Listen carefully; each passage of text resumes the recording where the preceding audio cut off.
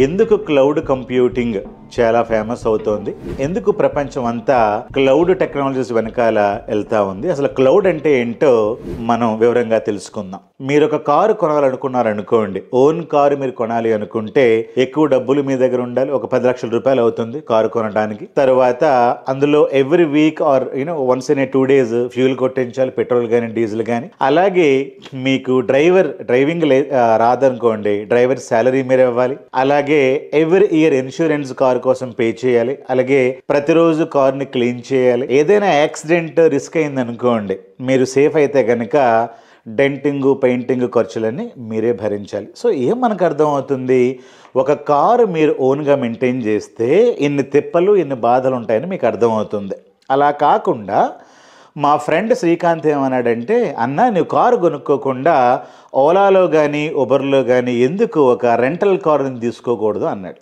అంటే అప్పుడు నేను అదే మంచి ఐడియా కదా అని చెప్పి నేను ఓలా ఒక అప్లికేషన్లోకి వెళ్ళి రిజిస్టర్ చేసుకొని రెంట్ కార్ పెట్టేసుకున్నాను. సో అడ్వాంటేజ్ ఏంటి, డ్రైవర్ శాలరీ ఇవ్వక్కర్లేదు, పెట్రోల్ కొట్టించక్కర్లేదు, క్లీన్ చేయక్కర్లేదు. రేపు పొద్దున్న ఏదో యాక్సిడెంట్ అయినా కూడా నేను సేఫ్ అయితే కారు దిగి నేను ఇంటికి వెళ్ళొచ్చు. కారు రిపేర్స్ అవన్నీ కూడా ఓలా ఉబర్ క్యాబే చూసుకుంటుంది. అంటే ఏంటి, రెంటల్ కార్లో మనకు ఎక్కువగా ఆపర్చునిటీస్ ఉంటాయి తక్కువ అమౌంట్తో. అడ్వాంటేజ్ ఏంటంటే తక్కువ అమౌంట్తో చీపర్గా మీరు బ్రహ్మాండమైన సర్వీసెస్ను పొందొచ్చు.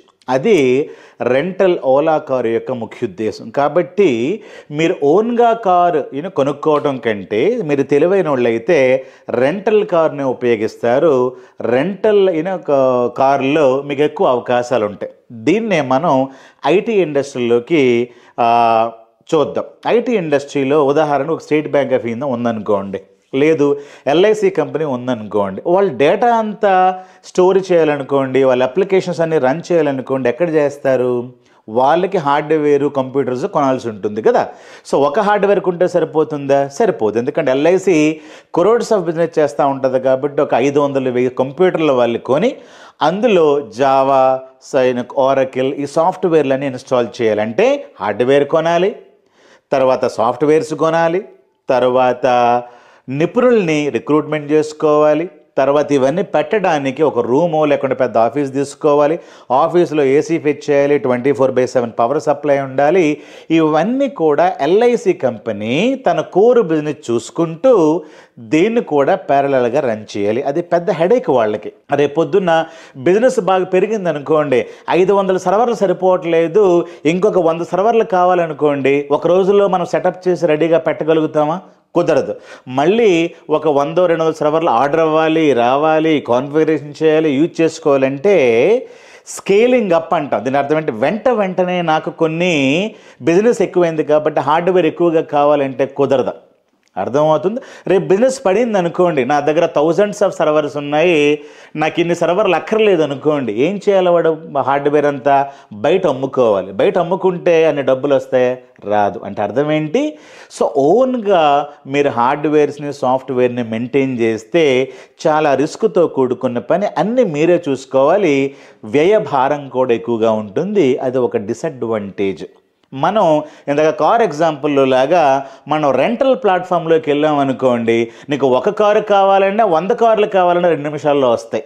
బట్ నాకు 100 కార్లు కొనుక్కోవాలనుకుంటే కుదురుతుందా, కుదరదు. ఎందుకంటే ఒక కారు రావడానికే నేను కొటేషన్ చూడాలి, బుక్ చేయాలి, వెళ్ళాలి, తీసుకురావాలి, రిజిస్ట్రేషన్ చేయాలి. సో ఎప్పుడు కూడా మనకు ఓన్ సెటప్ కంటే, అంటే ఆన్ ప్రెమైసెస్ సెటప్ కంటే క్లౌడ్నే మనం ఏమంటామంటే ఈరోజు రెంటల్ సెటప్స్ అనేవి చాలా చీప్గా దొరుకుతాయి. కాబట్టి ఎల్ఐసి కంపెనీ రోజు ఏం చేస్తూ ఉంది, ఓన్ సర్వర్స్ని, ఓన్ సాఫ్ట్వేర్ని, ఓన్ ప్రెమైసెస్ని మెయింటైన్ చేయకుండా మనకి ఆన్లైన్లో ఎవరైనా సాఫ్ట్వేర్ని హార్డ్వేర్ని రెంటల్కి ఇస్తారా అని చూసుకుంటే మనకి అమెజాన్ కంపెనీ AWS బ్రాండ్ మీద హార్డ్వేర్ సాఫ్ట్వేర్ని రెంటల్కి ఇస్తూ ఉంది.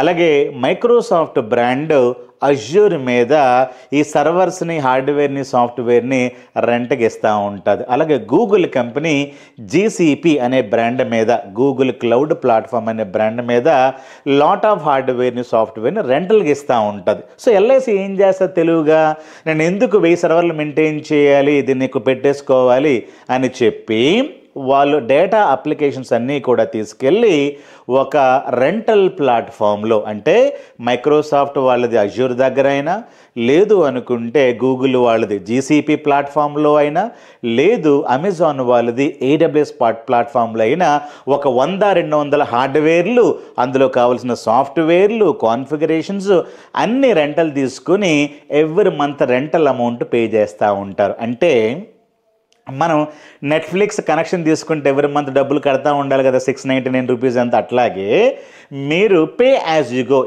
ఎన్ని హార్డ్వేర్లు యూజ్ చేస్తే ఎంతమంది కస్టమర్లు దాన్ని కనెక్ట్ అవుతూ ఉంటే every month AWS company or Azure company bill generate చేసి కస్టమర్ ఎల్ఐసికి ఇస్తూ ఉంటుంది. ఎల్ఐసికి ఉపయోగం ఏంటి, రేపు పొద్దున్న ఈ సర్వర్లన్నీ కాలిపోయాయి అనుకోండి, ఎర్త్క్వేక్ వచ్చింది అనుకోండి, లేకుంటే ఫైర్ యాక్సిడెంట్ అయింది అనుకోండి, సో ఎల్ఐసి వాడికి సంబంధం లేని పని ఎవరు మెయింటైన్ చేస్తూ ఉన్నారు, ఏడబ్ల్యూఎస్ అంటే అమెజాన్ వాళ్ళు మెయింటైన్ చేస్తారు, మైక్రోసాఫ్ట్లో మెయింటైన్ చేస్తారు, రిస్క్ అంతా వాళ్ళే భరిస్తారు. అంటే it is very very easy, cheaper. దీంతో నాకు ఎన్ని సర్వర్స్లు కావాలని నేను మెయింటైన్ చేసుకోవచ్చు. మెయింటెనెన్స్ అంతా కూడా థర్డ్ పార్టీ వాళ్ళు చేస్తారు. నేను మాత్రం నా అప్లికేషన్స్ని, నా డేటాని వాళ్ళకి ఇస్తా. ఆ rental amount, every month amount నేను పే చేస్తూ ఉంటాను. ఇది నాకు బాగా సూటబుల్ అవుతుంది. ఇది చీపర్ సొల్యూషన్ అన్నమాట. అందుకే చాలామంది వాళ్ళు ఓన్ సర్వర్స్లో డేటా ఉంచకుండా దాన్ని మనం ఏమంటామంటే ఆన్ ప్రెమైసెస్ నుంచి డేటా అన్నీ కూడా క్లౌడ్లోకి మూవ్ అవుతూ ఉన్నాయి. క్లౌడ్ అంటే అర్థం ఏంటి, rental online hardware software platforms అన్నమాట.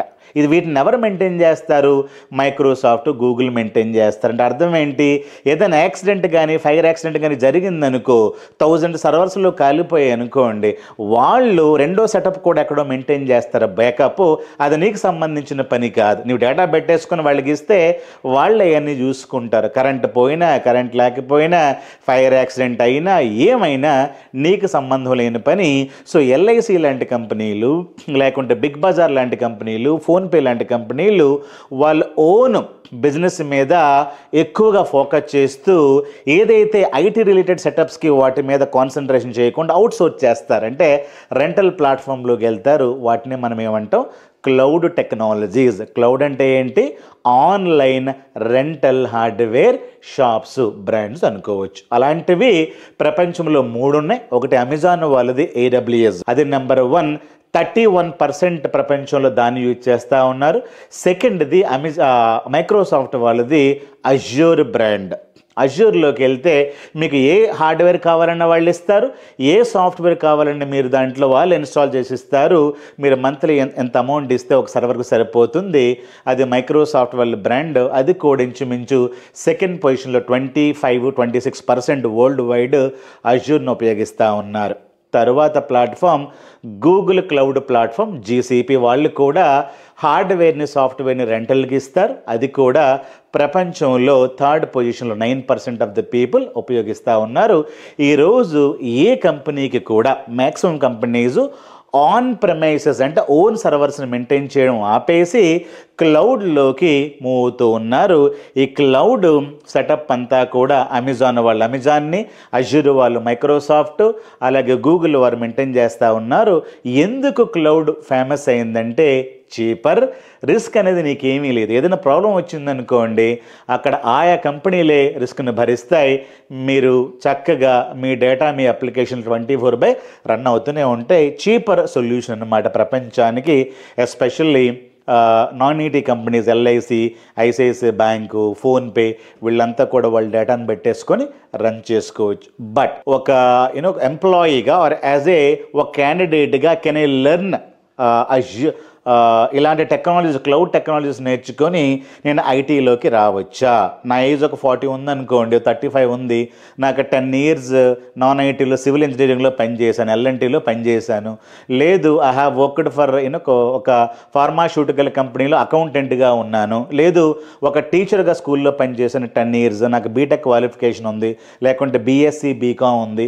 నేను ఈ cloud technologies like Azure, AWS, Google cloud నేర్చుకొని మంచి శాలరీకి, ఇంచుమించు 15 లక్షల శాలరీ ప్యాకేజ్కి వెళ్ళగలుగుతానా?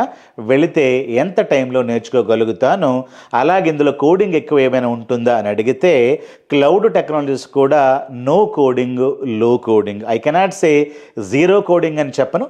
ఒక 20% ఆఫ్ ద కోడింగ్ మీకు వస్తే క్లౌడ్ టెక్నాలజీస్ మీరు నేర్చుకొని ఎట్ ద ఏజ్ ఆఫ్ 30, 40, 50లో కూడా మీరు డేటా ఇంజనీర్స్గా ఐటీలో అవకాశాలు పొంది 20-30,000 రూపీస్ శాలరీ సంపాదించుకున్న వ్యక్తి కూడా ఈజీగా 15 lakhs to 20 lakhs హైదరాబాద్లోనే మీకు అవకాశాలు వస్తాయి. మీరు హౌస్ వైఫ్స్ అనుకోండి, work from remote home offers కూడా ఉన్నాయి.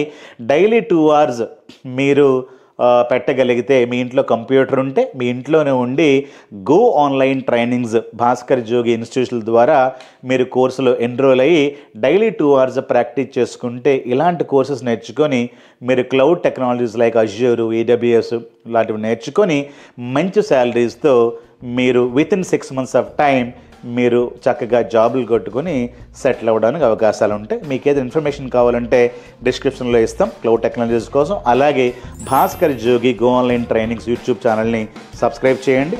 అలాగే ఈ కింది ఇచ్చిన నంబర్ని ఫోన్ చేసి ఇంకా మీకు ఏమైనా డౌట్స్ ఉంటే మాట్లాడండి. Thank you guys.